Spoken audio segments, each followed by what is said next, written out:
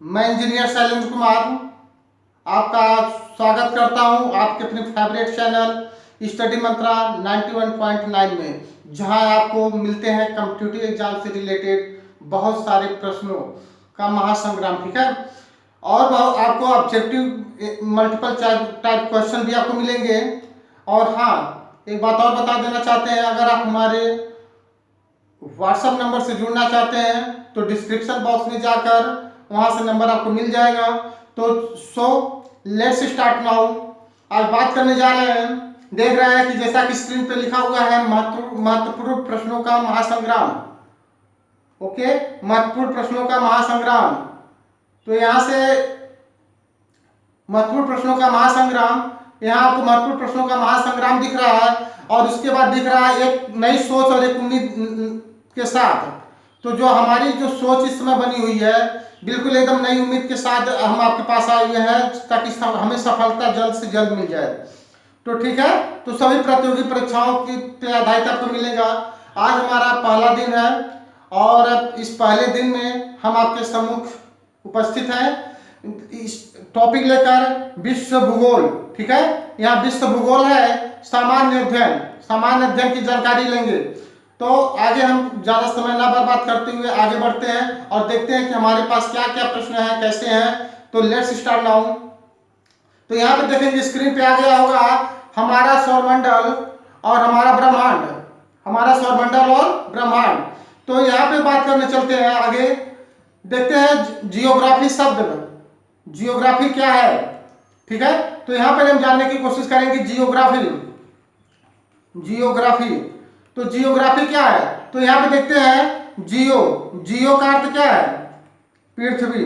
Okay, जियो का अर्थ पृथ्वी है और ग्राफी का अर्थ है आपका, इसको कहते हैं ग्राफो, एक्चुअली ग्राफो कहते हैं। इस ग्राफो का अर्थ है वर्णन करना, यानी हम कह सकते हैं कि पृथ्वी के, समझिए जरा बात को, पृथ्वी के समस्त भागों या पृथ्वी से रिलेटेड जितनी भी चीजें हैं उनका वर्णन करना ही क्या कहलाता है, जियोग्राफी कहलाता है। ठीक है, अब यहाँ पे बात करते हैं इरास्थनीज कौन है, इरास्थनीज यहाँ देख रहा है, इरास्थनीज ये प्रथम यूनानी व्यक्ति थे जिसने भूगोल के लिए जियोग्राफी शब्द का प्रयोग किया था। ओके, जियोग्राफी शब्द का प्रयोग सबसे पहले किसने किया था, तो इरास्थनीज साहब को मत भूलिएगा, बिल्कुल दिमाग में रख लीजिएगा बात। अब आगे आते हैं हिकेटियस कौन थे, तो हिकेटियस देखे कौन है थे, हिकेटियस एक यूनानी खगोलविद थे जिनको भूगोल का जनक कहा जाता है। ओके, यहां पे बात करते हैं हिकेटियस को। तो हिकेटियस की एक प्रसिद्ध पुस्तक है, उस प्रसिद्ध पुस्तक का नाम है जेन्स पीरियोडस। क्या है, जेन्स पीरियोडस। तो ये क्वेश्चन कई बार आया हुआ है, हिकेटियस की प्रसिद्ध पुस्तक का नाम, तो जेन्स पीरियोडस। ओके, अब बात करते हैं, अब अगर वो तो आगे भूगोल का जनक की बात तो हिकेटियस कह दिए। अब यहाँ पे जो स्क्रीन पे दिखा दिया अलेक्जेंडर वान हम्बोल्ट को आधुनिक भूगोल का जनक कहते हैं, मॉडर्न जियोग्राफी के फादर ऑफ कौन है, तो अलेक्जेंडर वान हम्बोल्ट। याद कैसे करना है, अ से अलेक्जेंडर, यहाँ देखिए अ है, यहाँ पे अ है और यहाँ पे भी अ है, तो अ से आधुनिक, अ से अलेक्जेंडर, दिमाग में बिल्कुल बैठा लीजिए, सेटअप कर लीजिए। ओके, अब यहाँ चलते हैं, जब सभी लोगों ने कह दिया सारी बात अपनी और पुस्तक भी लिखा चुकी, तो निकोलस कापरनिकस आए। निकोलस कापरनिकस ने सूर्य के केंद्रीय परिकल्पना का प्रतिपादन किया। निकोलस कापरनिकस का कहना था कि सूर्य जो है, यहाँ जिसे देख रहे हैं फिगर को अगर देखा जाए, तो फिगर में यहाँ पे अगर देखा जाए, यहाँ पे सन अगर है, जब ध्यान देंगे फिगर पे ध्यान देंगे थोड़ा, तो यहाँ पे देख रहे हैं कि ये सब ग्रह हैं। ठीक है, इसने कह दिया कि सूर्य जो है केंद्र में है, बाकी सारे जितने भी ग्रह है, उपग्रह है, धूमकेतु हैं, जितनी भी सारी चीजें हैं वो सूर्य के चारों ओर चक्कर लगाते हैं। ठीक है, तो इसी को निकोलस कापरनिकस का केंद्रीय परिकल्पना था सूर्य को लेकर। तो आगे चलते हैं, जब सारी चीजें हो गई तो मार्टिन वैहम साहब कहाँ पीछे रहने वाले थे, तो बिल्कुल मार्टिन वैहम ने क्या किया, मार्टिन वैहम ने एक विश्व ग्लोब बना दिया। ठीक है, विश्व ग्लोब का निर्माण करता कौन है, मार्टिन वैहम। Martin Graham. क्यों बना दिया? क्योंकि जब ये मौका पा गया कि सूर्य जो है हमारा केंद्र में है तो सारे लोग तो इसके किनारे किनारे घूम रहे हैं, इसी आधार पर इसने क्या बना दिया? ग्लोब बना दिया। अब जब इतना आ गई बात तो टॉलमी साहब आए और टॉलमी ने कह दिया कि भारत को सर्वप्रथम विश्व मानचित्र पर दर्शाने वाला व्यक्ति कौन था? तो टॉलमी थे। तो टॉलमी ने, देख रहे हैं यहाँ पे, टॉलमी ने भारत को सर्वप्रथम विश्व मानचित्र पर दर्शाया। तो नेक्स्ट, अब यहाँ पे अरस्तु आ गए। अरस्तु जैसे ही आए उन्होंने कहा कि पृथ्वी को सबसे पहले गोलाकार माना था। अरस्तु ने पृथ्वी को सबसे पहले गोलाकार माना था। और देखिए जो यहाँ पे नेक्स्ट क्वेश्चन हमारा जो आ रहा है, 19वीं सदी में, जब 19वीं सदी हमारी स्टार्ट हुई उससे पहले तक हमको जो है भूगोल पढ़ने की मान्यता नहीं प्राप्त मिली थी, यानी हमें भूगोल पढ़ने ही नहीं दिया जा रहा था। जितने लोग पढ़ रहे थे वो सब यूनानी थे, ठीक है। तब टॉलमी साहब जब ये आए थे और टॉलमी ने क्या कर दिया, कहा कि भारत जो है विश्व मानचित्र पे होना चाहिए। तो भारत को जैसे ही दर्शाया गया तो सभी लोगों, सभी देश के लोग बैठक की और बैठक में यह निर्णय लिया गया 19वीं सदी में कि भूगोल को भी स्वतंत्र विषय के रूप में मान्यता मिलनी चाहिए। ओके, तो यहाँ पे आगे बढ़ते हैं।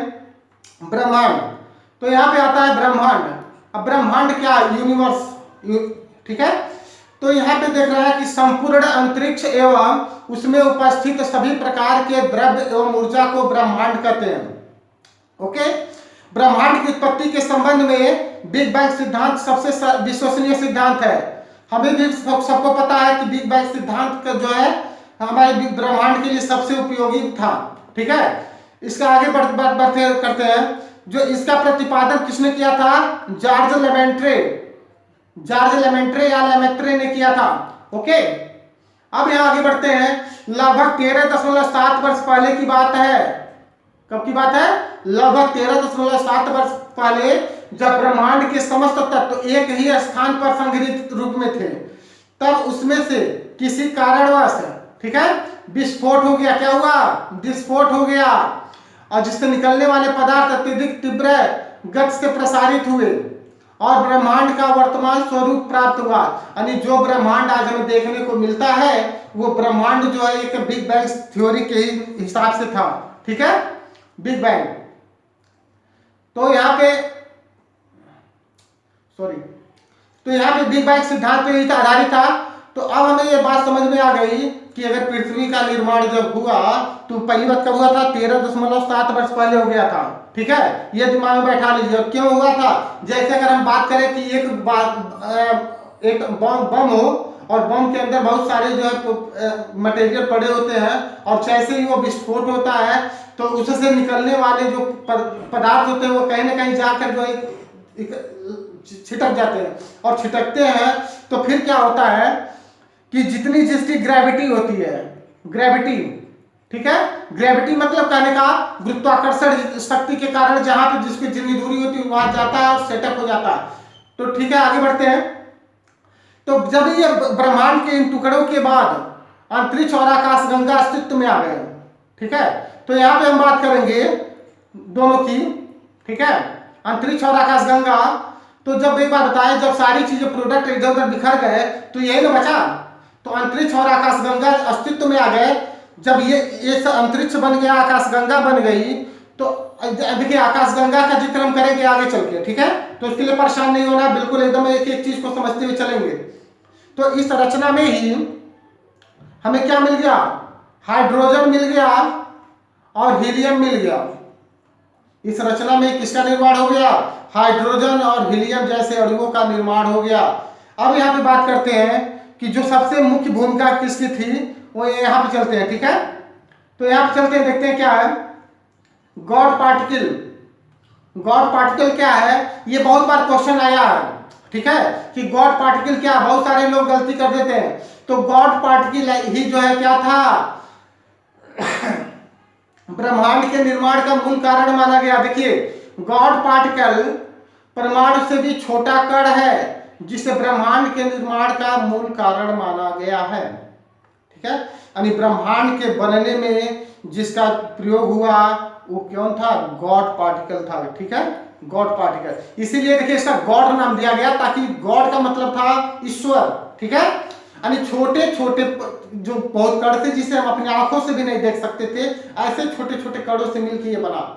ठीक है, अब बात करते हैं इस कण की परिकल्पना सर्वप्रथम वर्ष 1964 में हो गया था। कब हुआ? 1964 में पीटर हिंग्स ने की थी। किसने किया? पीटर हिंग्स ने किया था। चूंकि भारतीय वैज्ञानिक एक सत्येंद्र नाथ बोस थे, भारतीय वैज्ञानिक सत्येंद्र नाथ बोस ने इससे संबंधित कुछ विचार दिए थे, इसलिए इसे हिंग्स बोसान भी कहा जाता है। हिंग्स मतलब पीटर हिंग्स और बोसान मतलब बोस। ठीक है, हिंग्स बोसान भी कहा जाता है। ब्रह्मांड की उत्पत्ति के दो प्रमुख वैज्ञानिक परिकल्पनाएं हैं। कितनी है? दो प्रमुख परिकल्पनाएं हैं। उस दो परिकल्पनाओं में सॉरी देखते हैं। पहला, सामान्य स्थिति सिद्धांत। पहला क्या है? सामान्य स्थिति सिद्धांत। इसे ज्यादा में नहीं ध्यान पढ़ना है, ना ज्यादा ध्यान देना है, बस जो क्वेश्चन हमारे एग्जाम में बनते हैं उससे सारी बातें करनी है। ठीक है, तो देखें इस सिद्धांत का प्रतिपादक कौन थे? बेल्जियम के खगोलविद एवं पादरी एब जॉर्ज लेमेंटर। वही जॉर्ज लेमेंटर थे जो पीछे हमने जिक्र कर चुका। कौन थे? पादरी एब जॉर्ज लेमेंटर, इनका पूरा नाम था। अब देखिए दूसरा था महाविस्फोटक सिद्धांत। महाविस्फोट सिद्धांत यही आपका बिग बैंग थ्योरी के नाम से प्रसिद्ध है। ठीक है, महाविस्फोटक सिद्धांत, बिग बैंग थ्योरी इसी को कहा जाता है। यह सिद्धांत दो तथ्यों पर आधारित है, दो सिद्धांतों पर आधारित है। ओके सॉरी, निरंतर उत्पत्ति का सिद्धांत। इसमें दो बिग बैंग सिद्धांत थे। इस दो बिग बैंग सिद्धांत में आपका निरंतर उत्पत्ति का सिद्धांत है। इसके प्रतिपादक गोल्ड हरमन ब्रांडी थे, गोल्ड थे और हरमन ब्रांडी थे। दूसरा है संकुचन विमाचन का सिद्धांत। इसके प्रतिपादक डॉक्टर एलेन सेंड्रोज थे। कौन थे? Doctor Ellen Sendroz. अब यहां बात करते हैं, बहुत बार प्रश्न आया हुआ एग्जाम में, तो इसको बिल्कुल दिमाग में रख लीजिएगा। प्रकाश वर्ष, एक वर्ष में प्रकाश द्वारा तय की गई कुल दूरी को प्रकाश वर्ष कहते हैं। यानी एक वर्ष में जितनी दूरी तय की गई उस दूरी को कहते हैं प्रकाश वर्ष। प्रकाश वर्ष किसका मात्रक है? ये क्वेश्चन आता है, तो प्रकाश वर्ष दूरी का मात्रक है। एक प्रकाश वर्ष कितने के तुल्य होता है? तो एक प्रकाश वर्ष इज इक्वल टू 9.4607 × 10⁻15 मीटर होता है। ठीक है, यहां से बात करते हैं आगे। ये सारे क्वेश्चन आए हुए एग्जाम में है। पार्सेक यानी दो तारों के बीच की दूरी मापने की सबसे बड़ी इकाई को क्या कहते हैं? तो यहां देख रहे हैं, दो तारों के बीच की दूरी मापने की सबसे बड़ी इकाई हमारी कहलाती है पार्सेक। दो तारों के बीच की दूरी मापने की सबसे बड़ी इकाई को पार्सेक कहते हैं। एक पार्सेक बराबर कितना होता है? 3.26 प्रकाश वर्ष। कितना होता है? एक पार्सेक बराबर 3.26 प्रकाश वर्ष। अगर क्वेश्चन आता है कि दूरी मापने की सबसे बड़ी इकाई अगर बात करेंगे तो यह होता है आपका प्रकाश वर्ष होता है। दो तारों की दूरी मापने की सबसे बड़ी इकाई कौन है? प्रकाश वर्ष होती है। ओके, तो थैंक यू दोस्तों, आप लोगों का प्यार मिला, आप लोग का साथ मिला, तो हम उम्मीद करते हैं हमारे चैनल को आगे आप जरूर बढ़ाएंगे। पसंद आया होगा, अगर नहीं पसंद आएगा तो कमेंट बॉक्स में जाके कमेंट के थ्रू आप हमें बता सकते हैं कि क्या और सुधार होना चाहिए, कुछ चीज़ें क्या आपके लिए होनी चाहिए, तो बिल्कुल कमेंट बॉक्स में जाकर टाइप करेंगे। और हाँ दोस्तों, हमारे चैनल को आप एंजॉय करते हुए अगली वीडियो का इंतजार करेंगे। जल्द ही हम आपके लिए नेक्स्ट वीडियो प्रोवाइड करेंगे। ओके, तो हमारे इस चैनल को दोस्तों आप सब्सक्राइब करना ना भूलेंगे। ठीक है, लाइक करना भी ना भूलिएगा, शेयर करना भी ना भूलिएगा और कमेंट तो बिल्कुल करना ना भूलिएगा। क्योंकि दोस्तों अगर लाइक करते हैं, सब्सक्राइब करते हैं, तो सब्सक्राइब करेंगे तो पहली बात आपको हमारे चैनल की जितनी भी वीडियो रहेंगी उसका नोटिफिकेशन आपको जल्द से जल्द मिल जाएगा, सबसे पहले मिल जाएगा। लाइक करेंगे तो लाइक करने से हमें यह लगता है कि आप हमारे वीडियो को पसंद कर रहे हैं, आप हमसे जुड़े हुए हैं, आपके लिए हम अच्छे साबित हो रहे हैं।